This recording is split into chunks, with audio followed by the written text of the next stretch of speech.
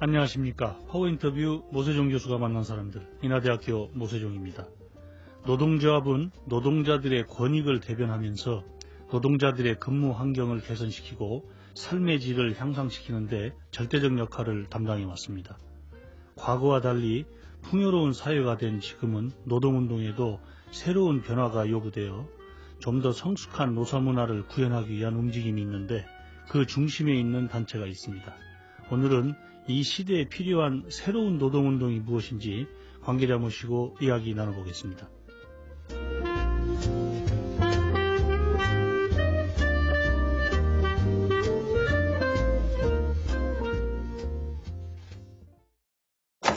연두해요. 연두해요. 요리할 땐 모두 연두해요. 연두해요. 연두해요. 요리 에센스 연두해요. 진짜 맛이 제대로 살아났네. 맛있다. 요리 에센스 연두. AT. 장은 오래될수록 좋은 법이죠.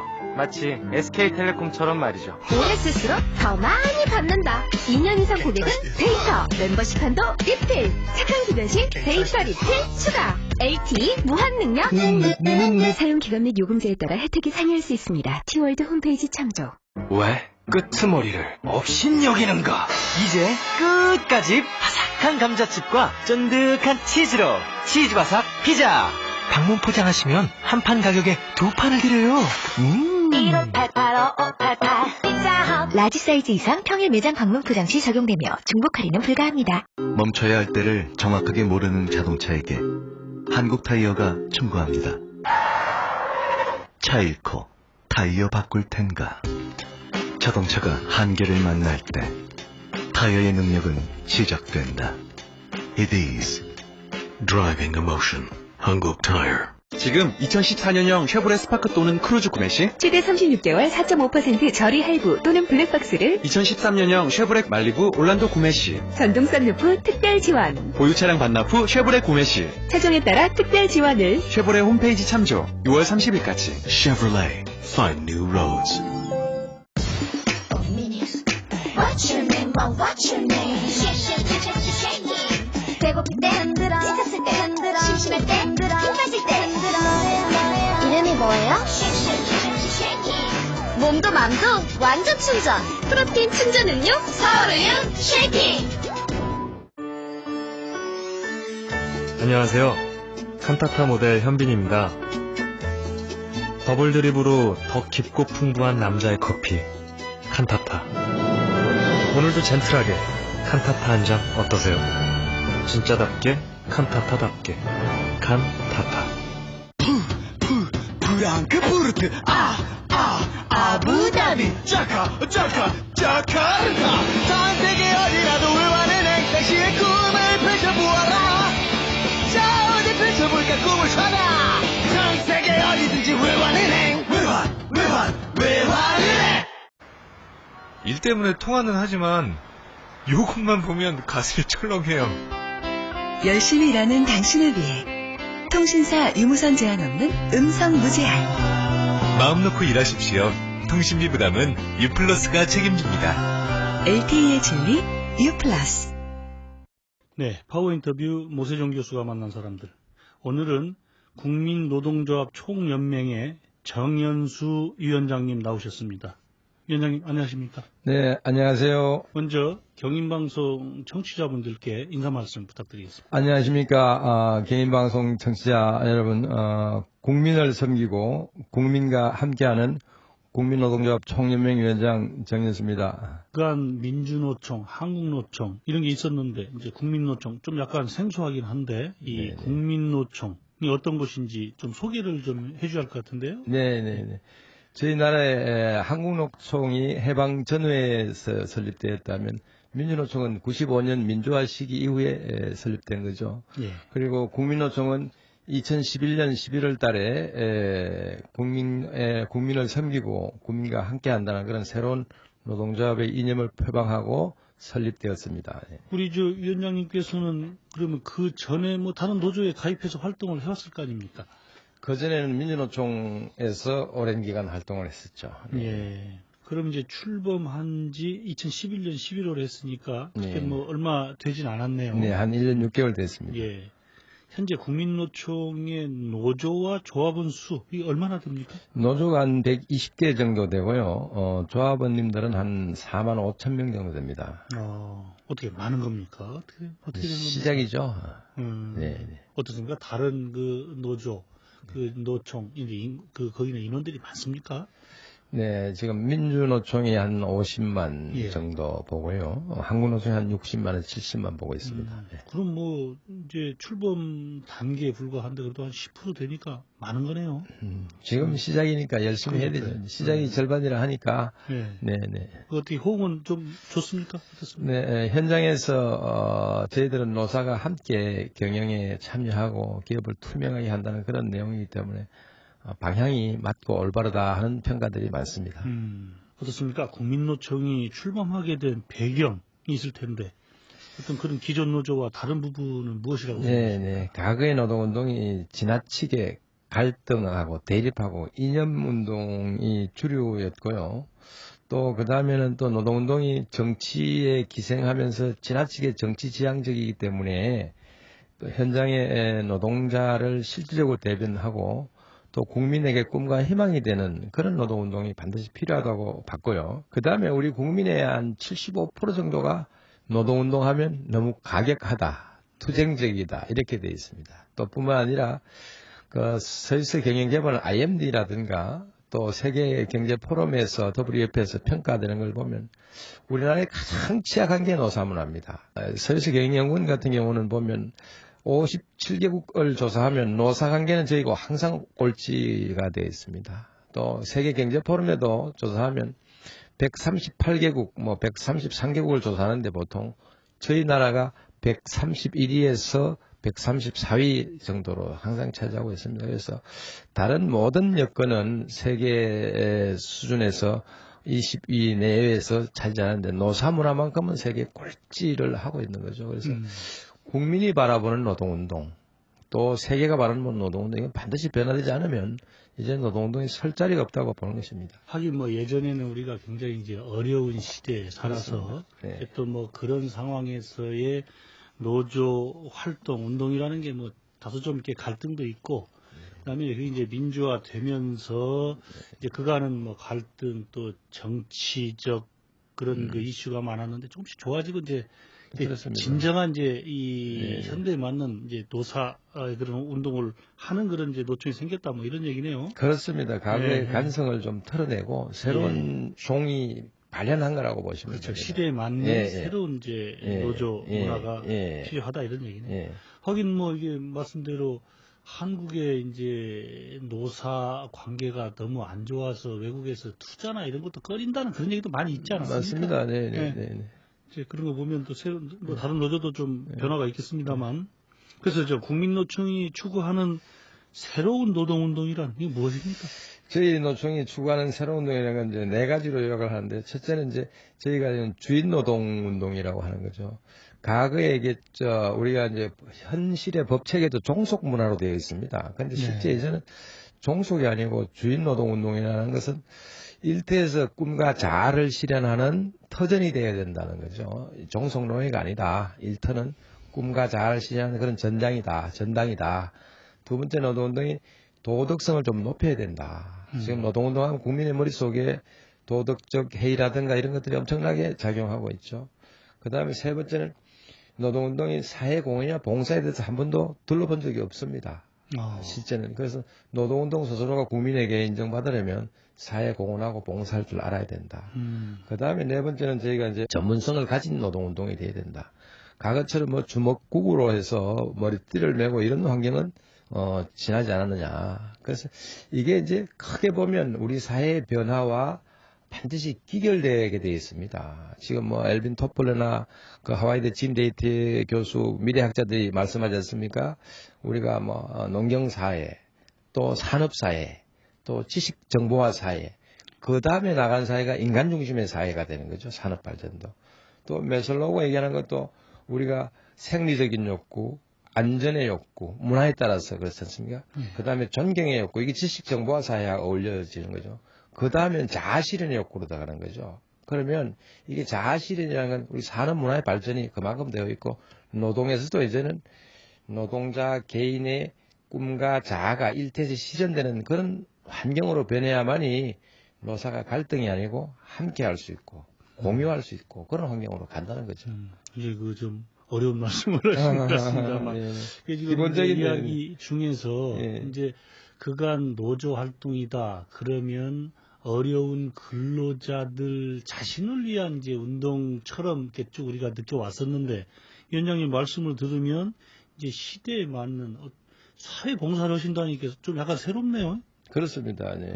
이제는 이제 근로자들도 노동자들도 뭐 사회 봉사를 위한 활동도 해야 한다. 본인들만 위한 것이 아니라. 그렇습니다. 아주 중요한 그런 말씀이신 것 같습니다. 그래서 우리가 국민들이 아까 말씀드린 대로 노동운동하면 무엇을 생각하십니까 하면 뭐 머리띠, 새파이퍼, 조끼, 뭐 부정적인 것 외에는 없습니다. 그래서 이렇게 해서 노동운동이 과연 발전되겠느냐. 국민의 지지 없이 사랑 없이 되겠느냐. 국민의 머릿속에 적어도 노동운동하는 사람들은 정말 주인정신이 투철한 사람들, 도덕성이 높은 사람들, 사회를 위해서 일할 줄 아는 사람들이라고 자리매김될 때 노동운동이 희망이 나오는 거죠. 그러니까 그러려면은 지금 한국 이제 우리 국민노총에서 지향하는 바 이런 것들이 어떤 회사들의 경영층에도 그런 좀 것이 잘 전달이 돼서 이해가 되어야 그렇습니다. 그런 좀 선진적인 이제 노조 문화 이런 것이 정착이 될 텐데 어떻습니까? 국민노총 출범에는 기존 양대 노총이 있어서 어려웠던 부분이 있었을 것 같은데 좀 뭐 이제 자리는 잘 잡았다고 보이십니까? 처음에는 어려움이 많았죠. 실제는 뭐 출범 자체부터 저희 서울 지하철에서 조합원 총투표를 거쳐서 54% 정도가 이제 국민노총 설립 발의를 한 거죠.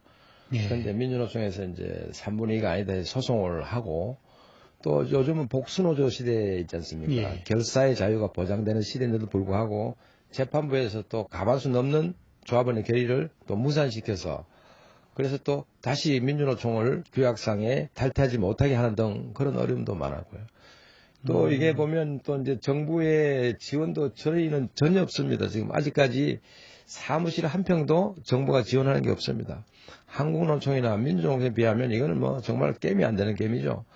그런데도 교육사업비라든가 일부를 이제 노동부에서 협조를 받아 쓰는데 이것도 뭐 기성노총들이 국정감사에서 전부 해체해서 정리하고 이런 만만치 않은 어려움이 있었습니다. 한국노총, 민주노총 다 정부의 지원이 있어서 그걸 하는 겁니까? 기본적인 예산 지원 다 받죠.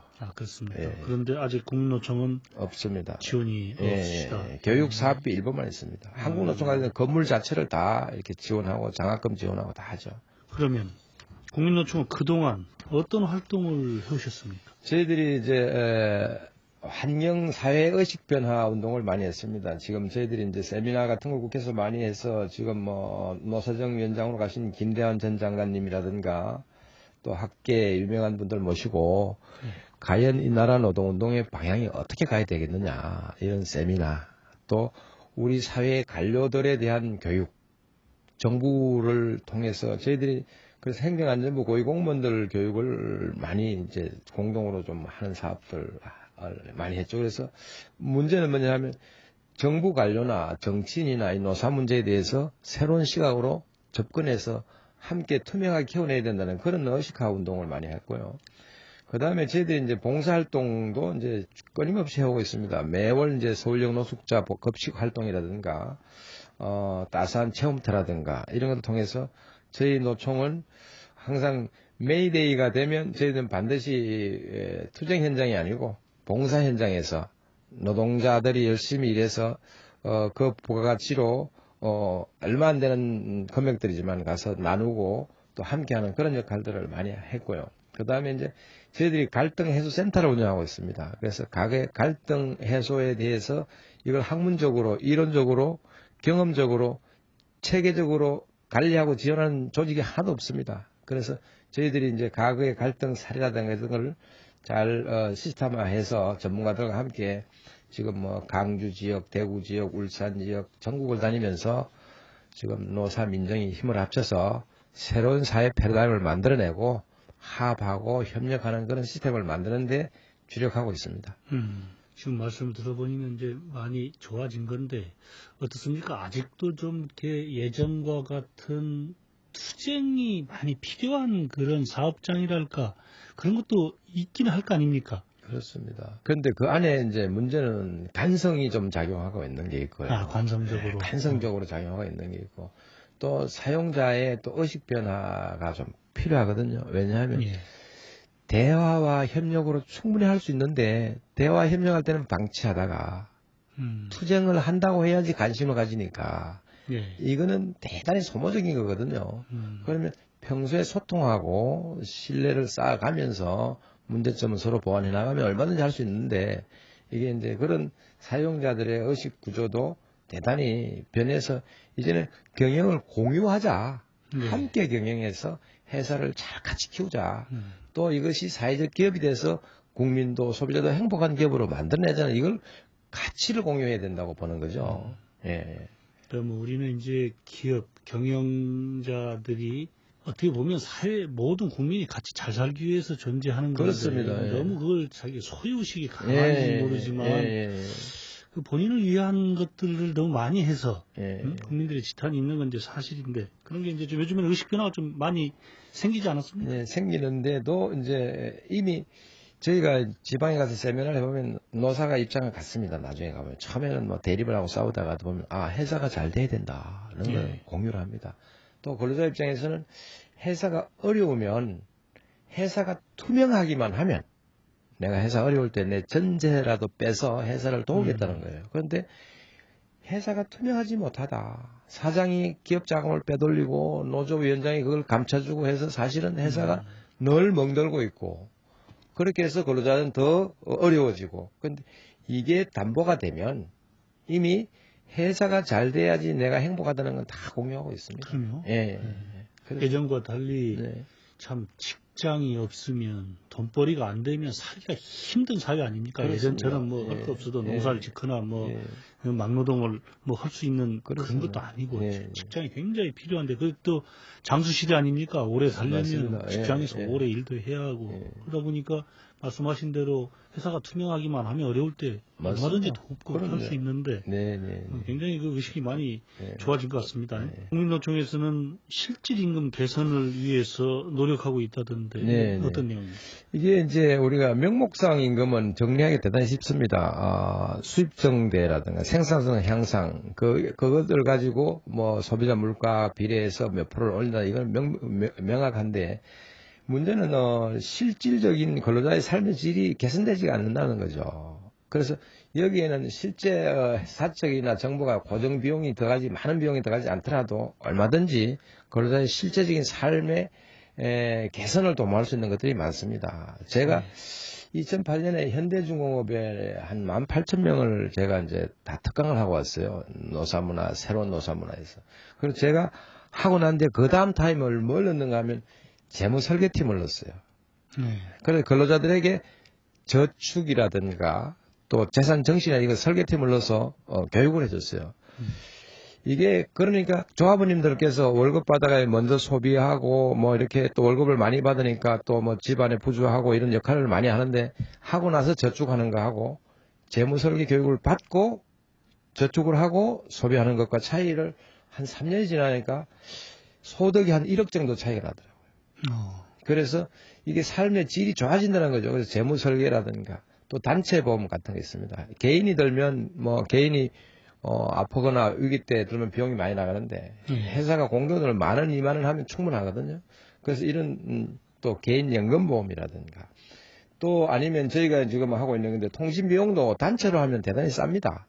통신 비용이. 했는데 개인별로는 대단히 비싸죠. 그래 간접적인 실질 생활비죠. 그 다음에 교육도 저희들이 이제 시도한 게 이제 자녀 교육비가 많이 들어가니까 동아리를 만들어서 학습 지원을 해준다든가 이런 회사에 또 뭐 주택도 그렇게 할 수 있고요. 이렇게 할 때 실제 근로자가 안정적인 생활을 할 수 있죠. 주거 비용 많이 들어가죠. 교육 비용 많이 들어가죠. 통신비 많이 들어가죠.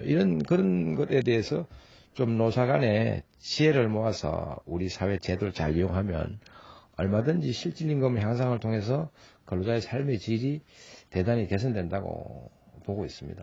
그러니까 뭐 임금을 향상시키는 그런 게 아니라 예. 받은 임금을 얼마나 적절하게 그렇죠. 합리적으로 그걸 사용할 수 있게 실질적으로 예. 그게 이제 도움이 되게 해주고 또 노사가 단체 협약으로 해서 공동으로 예. 그것도 뭐 인터넷 같은 거 핸드폰 같은 거 공동으로 하면 개인이 구매할 때하고 차이가 크죠. 또 재해가 발생하거나 또 아니면 뭐 개인 사상 질병이 발생할 때도 단체 보험이라는 거는 1, 2만 원만 들어주면 그렇죠. 수백만 원짜리 병원비도 보전을 할 수 있거든요. 그래서 그런 것들을 좀 섬세하게 우리가 꾸려내주면 고용도 안정되고 삶의 질도 개선되고 회사도 일시적인 부담을 줄일 수가 있죠. 예. 그러니까 뭐 회사도 크게 뭐 더 임금을 줘야 하는 것이 아니라 그렇습니다. 기존 임금을 잘 활용을 하도록 해서 그 사람들의 삶이 개선되도록 하는 그렇습니다. 굉장히 그 좋은 거네요. 네.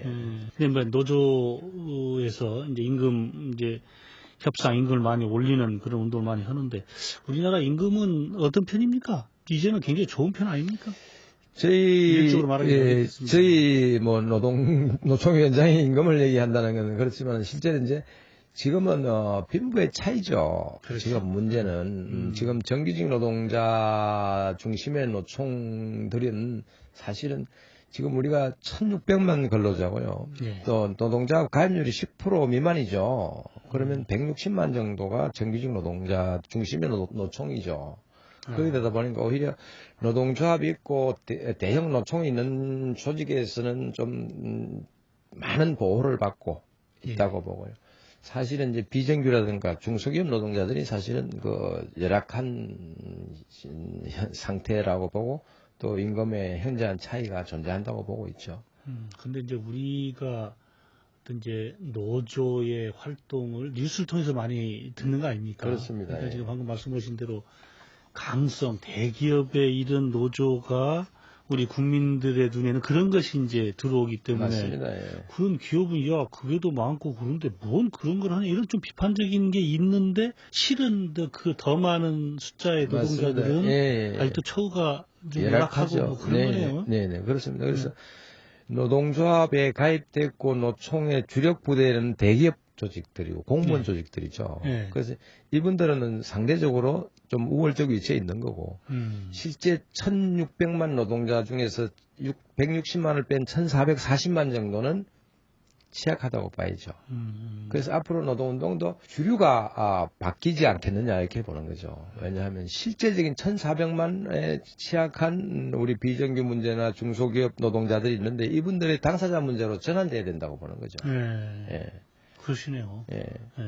사실 우리가 노조 활동하면 좀 어려운 노동자를 위한 대변자다 이렇게 생각을 했는데 그게 아니고 한 10% 뭐 그럭저럭 괜찮은 분들을 대변하는 국민들의 입장에서는 그러는 게 이제 눈에 많이 들어오죠. 그렇죠. 좀 약간 개선이 돼야겠습니다. 이제 국민노총은 특히 이제 국민과 함께하는 노동운동 이걸 강조하는데 이 어떤 내용입니까?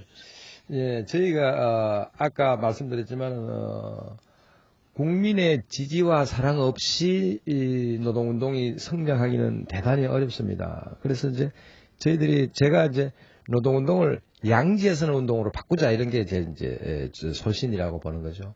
저희들이 노동조합 위원장들 제가 이제 강연을 하면 뭐 100명씩 세워놓고 노동운동 하는 것에 대해서 자기 처나 자녀나 친구가 자랑스럽게 생각하면 손들어 봐라 하면 별로 없습니다.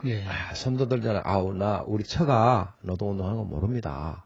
또 우리 애들한테 얘기하지 않았습니다. 이런 거죠. 노동운동이 자랑스럽고 노동운동이 사회적으로 존경받을 수 있는 환경에 가지 못하기 때문에 그런 현상이 나타나고 보거든요.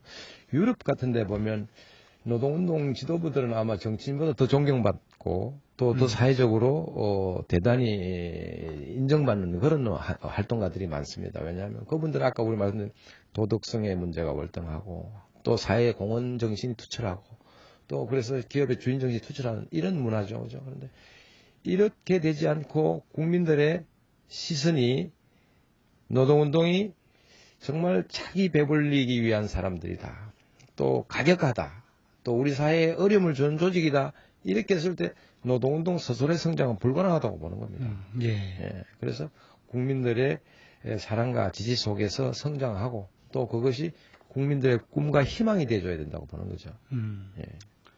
사실은 뭐 이렇게 대다수를 이루는 우리 국민 노동자들을 위해서 헌신적으로 노력하는 그런 단체라면 그 뭐 존경을 받아야겠죠. 네, 네. 뭐 소수의 기업가나 뭐 이 권력자들은 사실은 좀 그들을 위해서 하는 맞습니다. 건데 나중에 열심히 하고 나면 보면 어디 정치 끝에 가서 붙어 있고 노동 현장은 멀어져 있고 이런 것들이 이제 이때까지 국민에게 노동을 존경하지 못하는 그런 원인이라고 봅니다. 그것도 잘 하면서 나중에 뭐 또 자기 뜻이 있어서 정치를 하는 것이야 뭐 많이 좋겠습니다만은 그걸 목적으로 한다든지 이런 것은 좀 이게 그렇습니다. 안 되겠죠. 그 비정규직을 배려하는 노동운동으로는 현재 어떤 활동을 하고 있습니까? 지금 저희들이 이제 비정규직에서는 지금 뭐 갈등해소 센터에서 상담도 하고 근익보호에 주력하고 있는데 비정규와 고용 유연성과 기업의 필요도 이런 것들이 상충되어 있습니다. 네. 그런데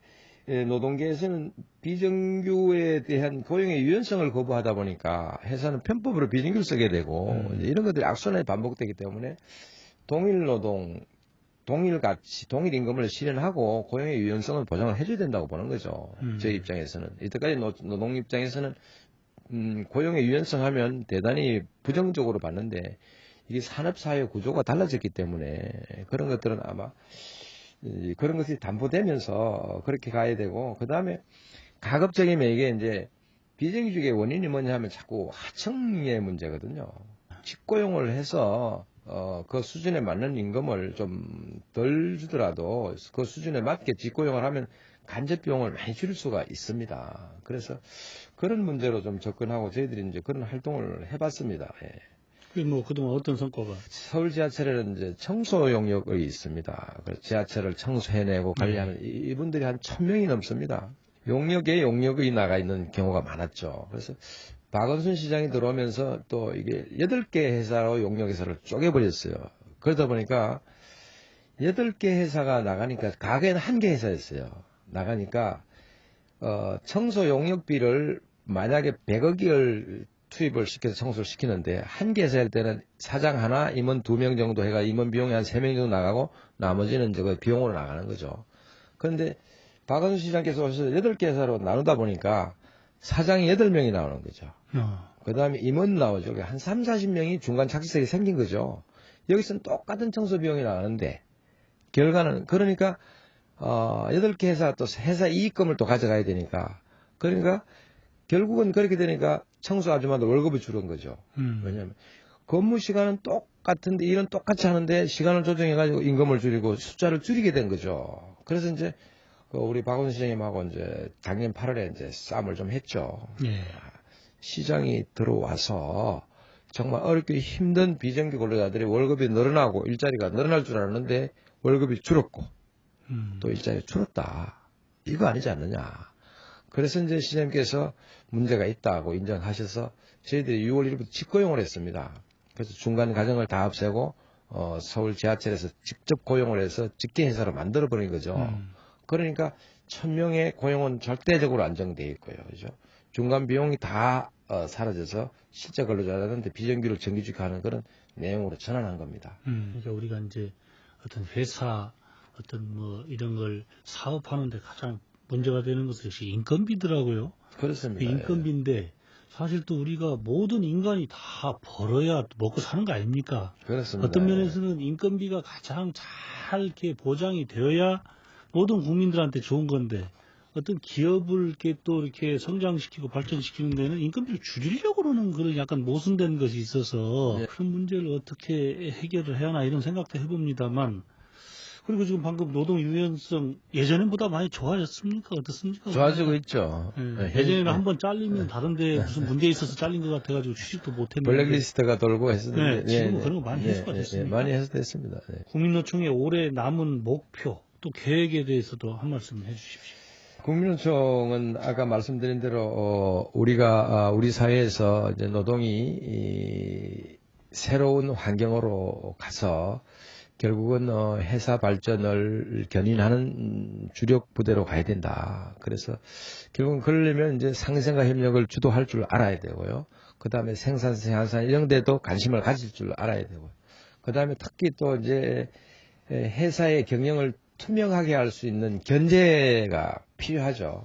그래서 그런 것들이 보장이 되면 아마 많은 발전이 있으리라고 봅니다. 저희들이 이번에 보면 전주의 전입 파업에 대해서 버스 회사들이 많이 어려움을 겪었습니다. 그런데 결국은 전주에 저희가 내려가서 지방청장 또 거기 계신 버스 회사 사장님들, 노조감들 다 모셨어요. 그래서 국민노총의 정신을 함께 공유해보자. 자, 회사가 잘 돼야지 함께 잘 되지 않겠느냐. 그리고 또 지역 주민도 지역 버스가 노사 간에 잘 운영돼야지 좋은 양질의 서비스를 받을 거 아니겠느냐. 그래서 거기에서 재원이 부족할 때는 전주시에서 지방 재원에서도 지원을 할 수 있고 국가 재원 지원할 수 있는데 노사가 갈등하고 대립하면서 어떻게 전주 시민에게 비용을 증가할 수 있느냐. 또 정부에게 조언을 할 수 있느냐. 이건 안 되지 않겠느냐. 그래서 상생하고 협력하는 문화가 저희들이 세미나 할 때마다 보면 지역사회가 감동하고 있어요. 이런 문제를 노조가 중심이 돼서 시의회 또 시장님 또 노동계 자본 전부 모여서 사회적 코퍼레티즘을 형성할 수 있다는 자체가 대단히 새로운 거다. 그래서 국민노총은 그 중심에서 이제 지속적으로 일을 할 거고요. 올해도 이제 저희들이 이제 지금 울산 지역에도 건설기능연맹이 많은 조직을 확대했고 또 지역에서도 대단히 그 노총의 활동을 긍정적으로 보고 있습니다. 그래서 지금 조직 확대 사업을 많이 할 겁니다. 그러다 보면 기아 현대의 민주노총 주력 부대에도 지금 거기에 노동운동의 새로운 패러다임을 이제 주입하기 위해서 지금 조직 활동이 부단하게 하고 있습니다. 그래서 지금은 어떻습니까? 이제 뭐 한 5만 명 가까이 되신다는데 지금 이렇게 각지 노조에 들어가서 지금 현대 그쪽도 말씀하셨는데 다른 노조에 뭐 이게 이해가 좀 많이 생긴 편입니까? 이해가 많이 생겼죠. 네. 어떻습니까? 인천에도 국민노총이 뭐 좀 있습니까? 어떻습니까? 인천에도 인천 시민들의 복지를 위해서 열심히 하는 조직이 있습니다. 인천교통공사가 있고요. 또 인천시설이 있고요. 또 인천환경공단이 있습니다. 국민노총 소속에 전부 다 있고, 그 다음에 인천 남구, 또 동구, 부평, 그 구청 시설관리공단들이 또 국민노총 소속에 있습니다. 뭐 인천이 원래 공단도 많고 기업이 많은 곳이죠. 그렇습니까? 위원장님께서 우리 노사관계가 이제 그간에는 갈등, 대립의 구도였는데 지금은 이제 노사관계, 이상적인 노사관계 이런 것은 어떻게 생각하세요? 저희들은 그렇게 아까 말씀드렸지만은 이제 우리가 이념운동은 이미 세계사에서 사라진 운동이라고 보는 거죠. 그리고 문제는 이념의 배경에는 시장경제를 인정하는 노동운동이냐 시장경제를 부정하는 노동운동이 차이가 있을 거예요. 그런데 이제 시장은 세계화되어 있기 때문에 시장경제를 부정하고 운동한다는 건 불가능하다고 보는 거죠. 그 다음에 이제 노동운동이 정말 좀 순수하고 투명해야 된다. 노동운동 스스로도 자정을 엄청나게 해야 된다고 보는 거죠. 기업 내부에서 사용자가 유착돼서 노동운동이 오히려 더 큰 비리를 저지르고 이런 문제들도 있었지만 이제 이런 것들이 정치에 기생해서 권력형을 가지거나 해서는 안 된다. 그래서 결국은 노동운동이 정말 이제 일터에서의 자아 실현 또 근로자의 행복 실현으로 좀 노사 문화의 패러다임을 바꿔 나가야 된다고 보고 있습니다. 그 선진적인 노사 문화가 정착되기 위해서는 어떤 문제들이 해결돼야 한다고 생각하십니까? 저희들이 이제 선진 노사 문화의 과정에서 보면 첫째는 이제 노동자 지도부의 의식 변화죠. 이제는 과거에는 공급자 위주의 노동운동이라면 지금은 수요자 위주의 노동운동으로 바뀌어야 된다고 보고요. 그 다음에 이제 두 번째는 우리 사회의 의식 변화도 이제 같이 필요하죠. 그리고 이제 저희는 이제 근본적으로 보는 게 국가가 여기에 대해서 좀 관심을 가져야 된다고 보는 거예요. 그래서 교과서에도 노동운동에 대해서 이론이 전개되어야 된다고 보는 거죠. 지금 학교 학생운동 때는 이점운동만 하다가 노사의 문화에 대해서 이해가 전혀 없는 상태에서 직장에 들어가면 노사 문화를 받아들이게 되죠. 평소에 노사 문화가 이렇게 훈련되고 교육되어 있으면 자연스럽게 상생이나 협력에 대한 가치를 존중해가면서 일을 하게 되는데 그런 것들이 이제 부족하고 또 우리 사회가 아까 말씀드린 대로 사회적 합의 시스템이 부족한 거죠. 노사 민정이 모여서 문제를 헤쳐놓고 사회적 합의를 해서 이런 것들이 완충작용을 해나가는 거죠. 이럴 테면 이제 공무원 노조, 임금 인상도 그렇습니다. 기재부에서 일방적으로 정한 게 아니고 사실은 사전에 그런 심의위원회를 둬서 노동계 대표 또 국민 대표, 경제계 대표, 정부 대표 모여서 자, 올해 경제 사정 또 이런 것들을 통해서 의견을 내고 거기서 조율되고 결정하면 노동계가 성폭하지 않을 수가 없습니다. 그런데 일방적으로 결정하고 나니까 노총마다 정부 가이드를 깨겠다고 싸움을 시작하는 거죠. 그런데 가정에서 그게 제거가 됐으면 참여돼서 의사가 소통이 됐으면 그러한 것들은 일어나지 않는다고 보는 겁니다. 예.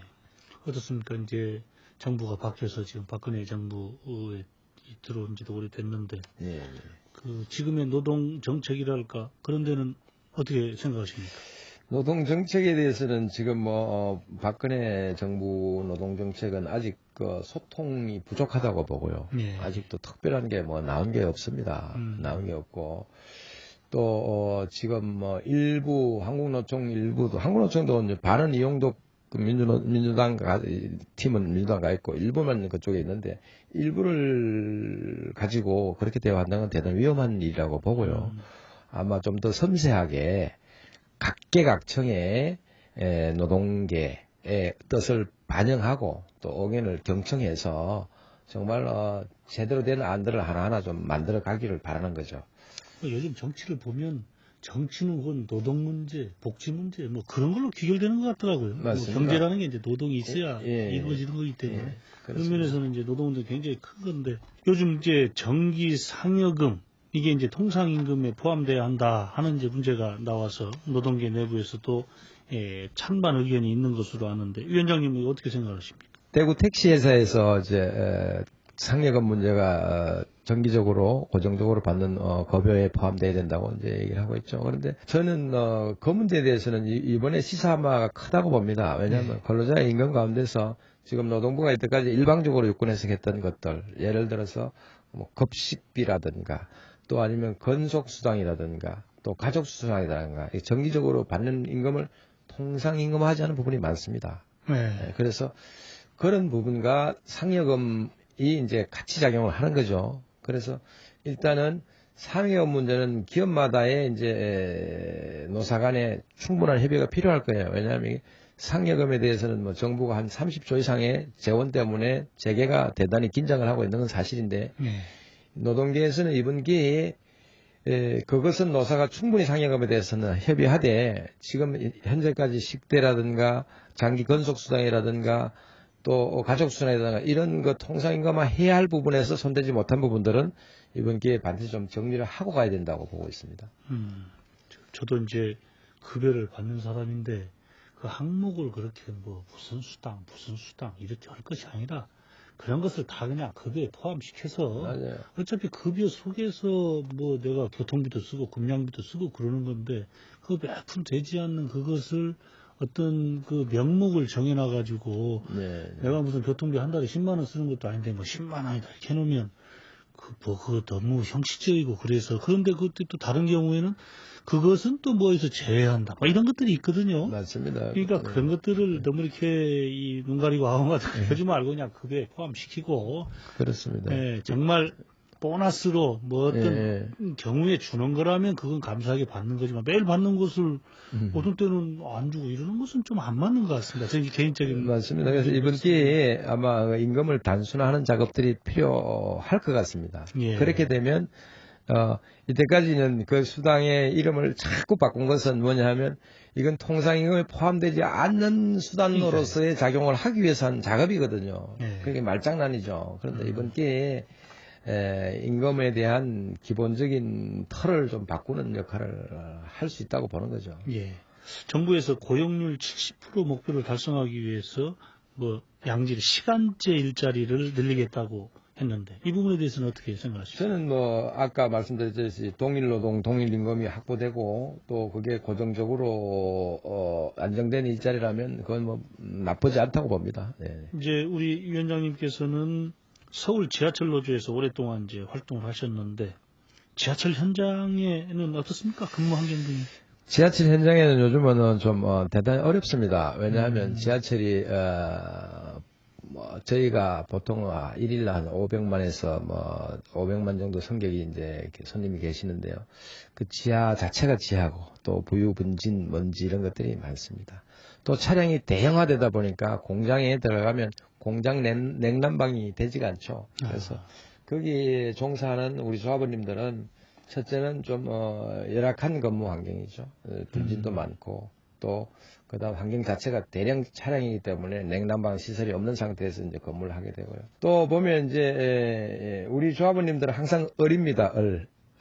이제 소비자들이 계시고 하니까 그래서 요즘은 또 시민들의 또 그 서비스 욕구가 대단히 높아져 있습니다. 예. 그래서 보면 이제 유모차를 들고 오시거나 할 때 빨리 안 받아가지고 서비스를 안 하면 당신 이름이 뭐야 할 정도로 감성 노동자의 좀 스트레스가 있죠. 지하철에 종사하는 조합원님들이 의뢰 입장에서 사실은 최선을 다하지만은 어려움은 많습니다. 이게 뭐 요즘에 갑을 문제가 많이 나옵니다만 네. 물론 이제 뭐 진정한 의미의 갑을 뭐 좀 이렇게 상호관계가 있고 뭔가 이렇게 그런 게 있었는데 그런 거 말고 이제 소비자하고 그런 이제 지하철 근무하는 우리 직원들 이런 관계를 그러니까 국민들도 의식 수준을 좀 높여서 내가 돈 내고 타는 지하철이지만 본인들도 해야 할 도리가 있는 것이고 예절이 있는 건데 그런 건 좀 생각을 않고 그 직원들 근무자들의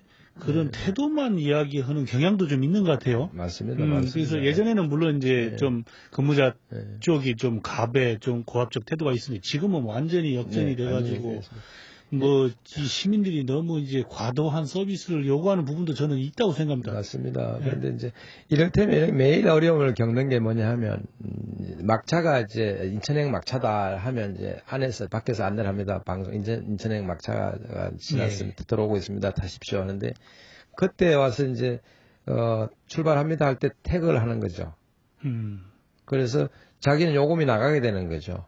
그런데 방송이 끝났다고 얘기하는데도 무조건 태그를 하고 들어오시는 거예요. 그럼 차가 없으면 와가지고 이제 택시비를 내놔라. 너네 뭐 차를 대절해놔라. 뭐 이렇게 해서 술이 깰 때까지 하시는 분들 계세요.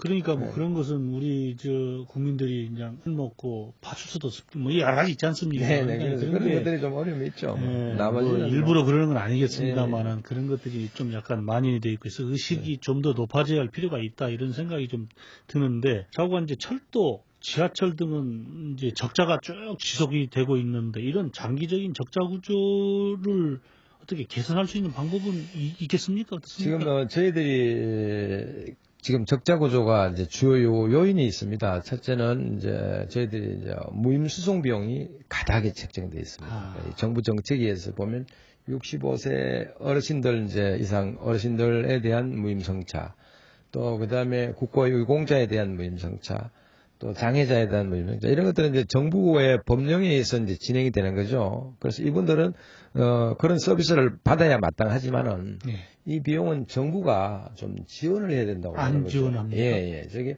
1년에 한 1,500억, 1,600억 정도가 그 비용이 나갑니다. 그러니까 근데 이제 정부 투자 기관은 철도공사는 지원을 하는데 이게 지방 정부 투자 기관은 지원을 하지 않습니다. 그래서 이게 저희 지하철 같은 경우는 그 비용이 한 1,500 정도 되고요. 그 다음에 10km 내에 버스 타고 오신 분들은 무료 성차를 시키게 되죠. 이게 또 한 1,500억 정도 됩니다. 그러면 1년에 3,000억인데 3년이 되면 1조 원이 그냥 빚을 지게 되는 거죠. 그래서 이제 이 문제 해결을 위해서 뭐 박원순 시장님하고도 또 행정안전부나 정부를 상대로 해서 또 정부 지원 촉구 세미나도 많이 하고 국회에서 포럼도 저희들 주최해서 많이 하고 있습니다. 그래서 그게 이제 가장 경영에 어려움을 주는 거고요. 1호선 같은 경우는 1974년에 개통됐습니다. 그러면 사용내고위원안이 보통 지하철이 한 30년 정도 되는데 이게 한 38년 정도 지났습니다. 그러면 이건 시설 교체를 해야 되거든요. 근데 비용이 엄청난 거죠. 그래서 이제 요금은 현실화할 수 없고 또 국민의 생활과 직결되어 있으니까 또 정부가 정책적으로 쏟아내는 서비스 아까 말씀드린 무임 비용은 우리가 부담을 해야 되고 환경은 또 개선해야 되고 30년이 지났으니까. 그런데 이런 것들이 사실은 장기적인 어려움들이 많습니다. 그래서 저희들이 뭐 인력도 엄청나게 계속 다이어트 해왔고 또 상가 개발이나 이런 것도 계속 해왔지만 이건 뭐 구조적으로 한계가 있는 겁니다. 그래서 정부가 여기에 대해서는 좀 전폭적인 지원을 하고 지금 국회에서 지금 뭐 이낙연 의원, 신계륜 의원 뭐 해서 발의해서 지금 상정돼 있는데 국회의원들이 연말이 되면 또 지역 예산 때문에 다 그냥. 근데 결국은 이제 말씀을 들어보면 그런 적자 구조에서 헤어날 수 없는 듯한 인상을 받는데 그렇다면 좀 국민이 부담하는 수밖에 없다 이런 생각도 들긴 합니다. 근데 이제 지하철이라고 하는 것이 뭐 서민들이 이용하는 대중교통 수단이기 때문에 함부로 많이 올릴 수도 없는 것이고. 그렇습니다. 그런데 이제 제가 일본에서 쭉 유학을 했습니다. 예. 일본은 철도 지하철 요금이 굉장히 비쌉니다. 맞습니다. 예. 세계에서 우리나라 이 지하철 요금이 굉장히 저렴해서 뭐 사실 저렴해서 국민들한테 혜택이 돌아가는 건 좋은데 그렇다고 해서 이 기업이 계속 적자 구조에 있는 것도 적절치 않고 적자가 지속되면 거기 있는 근무자들한테도 뭐 좋지 않은 거 아닙니까? 그렇습니다. 갈등의 또 요인도 항상 되고요. 빨리 이거 어떤 방법으로든 좀 개선을 해야겠습니다. 네네네. 좀 많이 좀 도와주십시오. 예. 우리 위원장님은 어떤 계기로 이런 이제 노동운동을 하시게 됐습니까? 87년에 노동조합에 관련돼서 이제 저희들이 84년에 서울 지하철 공사가 됐는데 그때는 저희 지하철이 그 군사문화였습니다. 네. 그래서 사장께서 육군 소장 출신, 또 감사도 소장 출신. 뭐 예전에는 뭐 군인들이 본부장 그래서 했죠. 별이 7개가 있었습니다. 예. 그러니까 별 7개 밑에 또 대령, 중령, 소령이 6회 공군이 다 들어와 있습니다. 또 그 밑에는 대위, 중위, 소위, 또 하사, 중사 그렇게 해서 완전히 이제 군사 문화였습니다. 그렇게 해서 이제 제도나 신분의 차별이 극심했고요. 그때 제가 이제 노무사 공부를 했습니다. 86년. 노무사 초창기 처음 노무사였어요. 그래서 이제 1차 시험을 합격하고 준비를 하는데, 야, 노무사 공부를 하다 보니까, 이거 노동조합 만들어서 이런 문제를 좀 개혁해야 되겠다는 생각이 들었죠. 그래서 이제 노동조합 활동하게 된 계기는 직장 내의 군사문화 척결, 또 직장 민주화를 해야 되겠다는 그런 의지로 시작을 한 겁니다. 그럼 저 탄압도 많이 받으셨겠는데요? 이 군사 시대, 독재 시대였었는데. 네, 그때는 이제 만만치 않은 일이 많았죠. 예. 그때는 이제 국정감사에 가서 당시에는 뭐 전동차 관련 도입 비리라든가 또 서울 지하철은 자판기 같은 게 있지 않습니까? 이제 자판기에서는 서울 지하철의 자판기를 투입하는 걸 가장 그 소득이 높은 사업이라고 보는 거죠. 또 이제 광고 사업. 이런 것들을 전부 권력형 비리가 가져갔습니다. 아까 뭐 군 출신들이 다 와 있으니까 그 관련된 친척들이 공기업 경영의 핵심 요소들을 낙하산 인사들이 와서 사적인 이해를 다 차지하고 있었던 거죠. 예. 그래서 제가 이걸 88년에 국정감사에 정인으로 나갔습니다. 그렇습니다. 예. 그래서 이제 이인재 노무현 대통령께서 민주당 국회의원 할 때 당신들이 이거 엿바꿔 먹으면 안 된다. 네. 이게 보면 국회의원들이 잘못하면 이걸 정부에다 제공하고 해서 뒤로는 공격을 당하게 하는 그런 경우가 많다. 그렇게 하지 않을 거냐는 약속을 받고 제가 이제 국정감사에 그런 것을 정인으로 썼습니다. 당시에는 저는 또 행불되기도 했고요. 예, 그래서 그때 이제 국정감사에 서기 전까지는 엄청난 공격이 있었죠. 그래서 저도 이제 어려우니까 인권보호 요청도 하고. 그런데 국정감사에 이제 터뜨리고 나서, 그때 노무현 대통령께서 터뜨리고 나서 서울 지하철의 복마전 그런 것들이 다 노출됐습니다. 노출되면서 시민의 재산으로 환수되기 시작하는 거죠. 자판기 수입이 이제 공식적인 서울 지하철의 재산으로 들어오기 시작하고, 광고 수입이 들어오기 시작하고, 전동차 비리 부정이 없어지고, 그 당시 한 30명 정도의 군 출신들이 이제 옷을 벗고 나가게 되죠.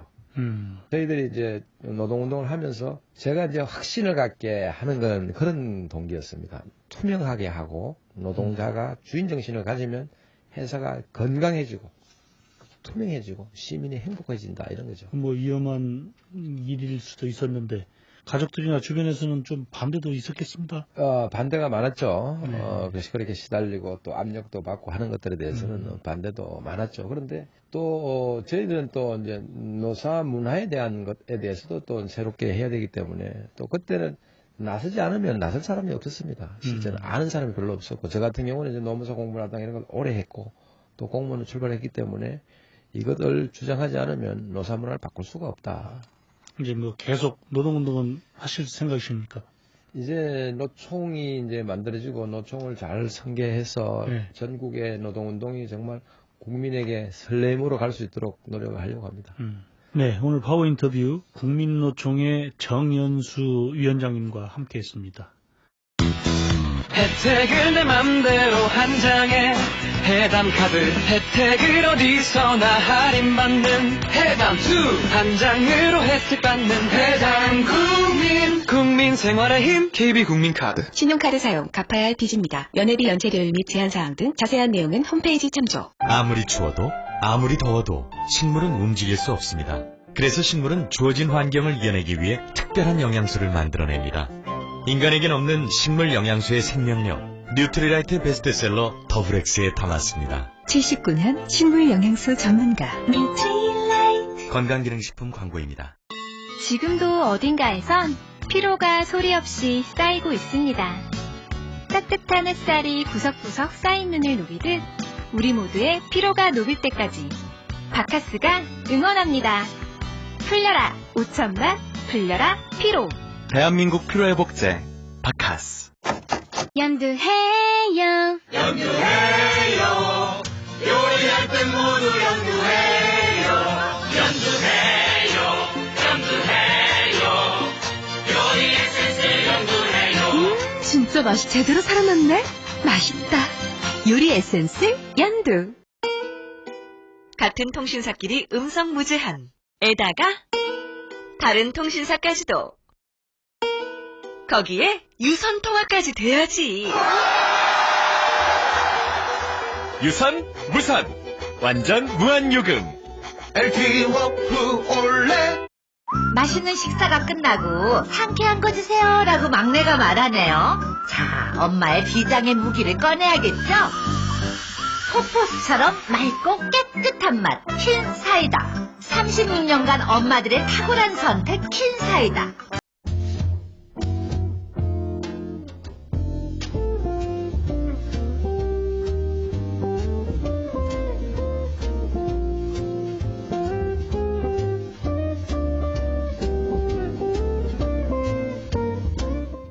안녕하십니까. 파워 인터뷰 모세종 교수가 만난 사람들, 인하대학교 모세종입니다. 노동조합은 노동자들의 권익을 대변하면서 노동자들의 근무 환경을 개선시키고 삶의 질을 향상시키는데 절대적 역할을 담당해 왔습니다. 과거와 달리 풍요로운 사회가 된 지금은 노동운동에도 새로운 변화가 요구되어 좀 더 성숙한 노사문화를 구현하기 위한 움직임이 있는데 그 중심에 있는 단체가 있습니다. 오늘은 이 시대에 필요한 새로운 노동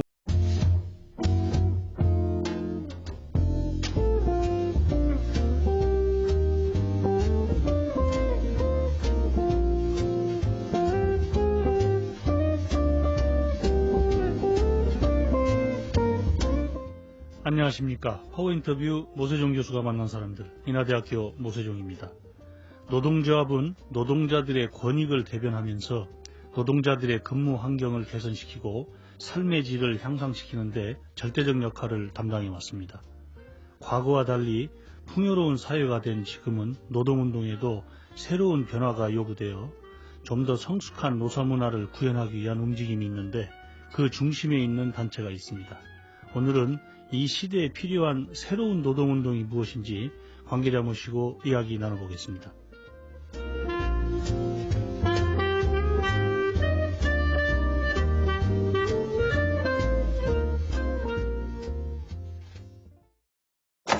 연두해요.